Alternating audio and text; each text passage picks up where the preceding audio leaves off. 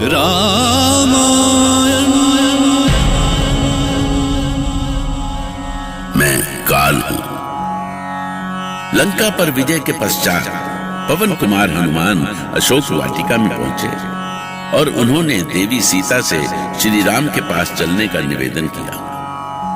रक्षेंद्र विभीषण ने उनके लिए सुसज्जित पालकी भेजी थी, पर श्री राम अपनी प्रजा का विश्वास पाने के लिए सीता की अग्नि परीक्षा लेना चाहते थे।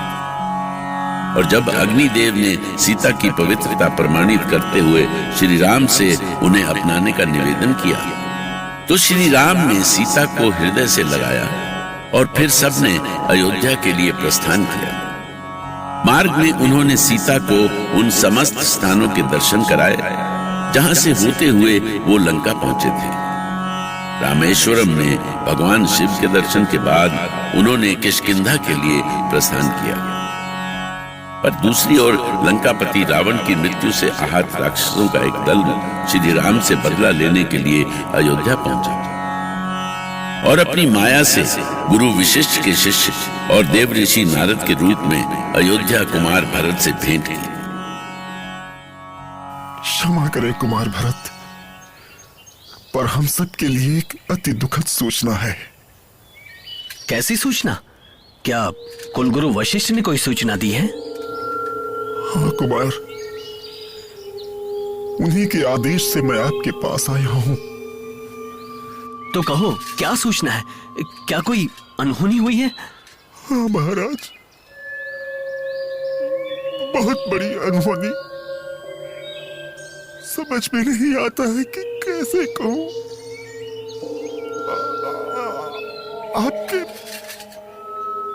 आपके भ्राता श्री राम और लक्ष्मण की मृत्यु हो गई। क्या? हाँ महाराज, यही सच है।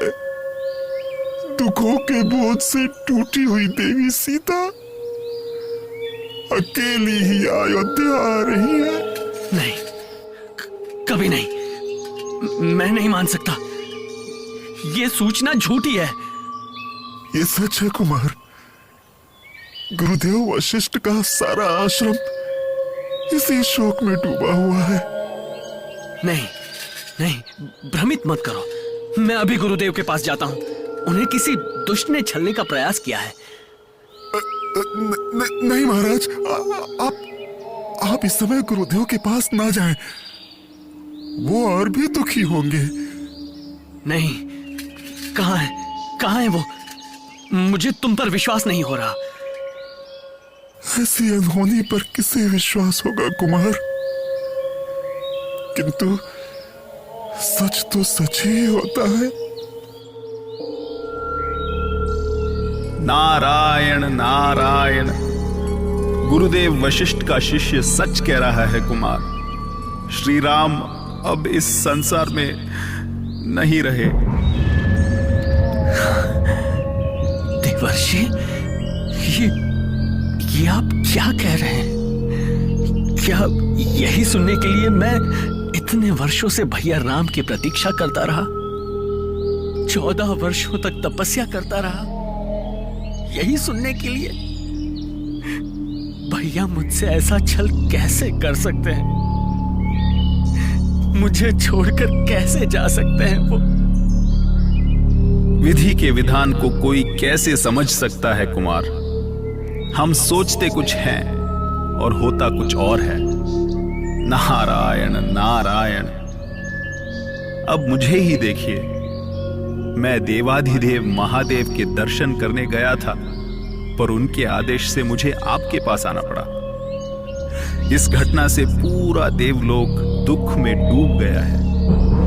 सौमित्र लक्ष्मण भी राम की मृत्यु का दुख सहन नहीं कर सके और उन्होंने अपने प्राण त्याग दिए। हे ईश्वर, तो तुमने मुझे ही जीवित क्यों रखा? किस दिन के लिए?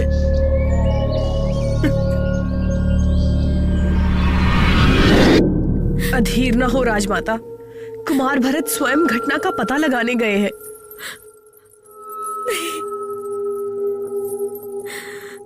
अब कुछ सुनने का साहस नहीं है। मेरा ये शरीर निर्जीव हो गया है।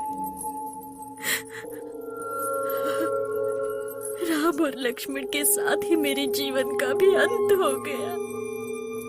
ऐसा ना कहे राजमाता, अयोध्या का भविष्य अब आपके ही हाथों में है। जब मेरे पुत्र राम और लक्ष्मण ही नहीं रहे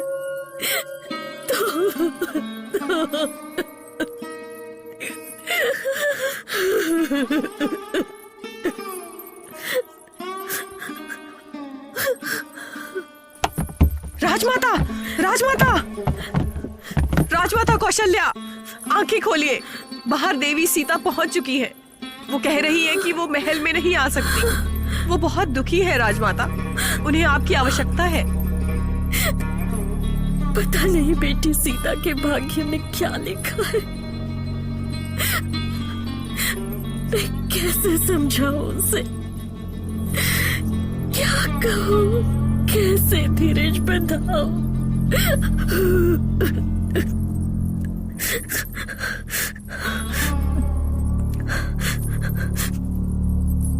चलो,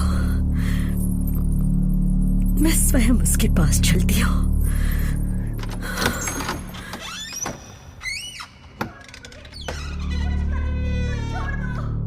मैं अपने प्राण दे दूंगी, जीवित नहीं रहूंगी मैं। मेरे स्वामी ही नहीं रहे तो मैं जीवित रहकर क्या करूंगी? मेरे कारण ही उनके प्राण गए हैं। मेरे प्राण ले लीजिए ईश्वर, ये प्राण ले लीजिए। नहीं बेटी, जीवन और मृत्यु पर किसी का अधिकार नहीं। इसमें तुम्हारा कोई दोष नहीं। आओ, महल में चलो। शायद ईश्वर ही नहीं चाहता कि तुम अपने पति के साथ अयोध्या लौटो।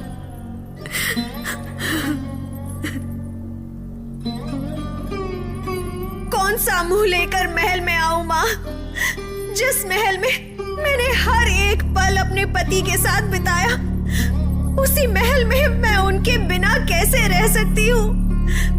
मुझे क्षमा करे मां, मैं सरयू नदी में जल समाधि लेकर अपने इस देह का अंत करने जा रही हूँ। नहीं सीता,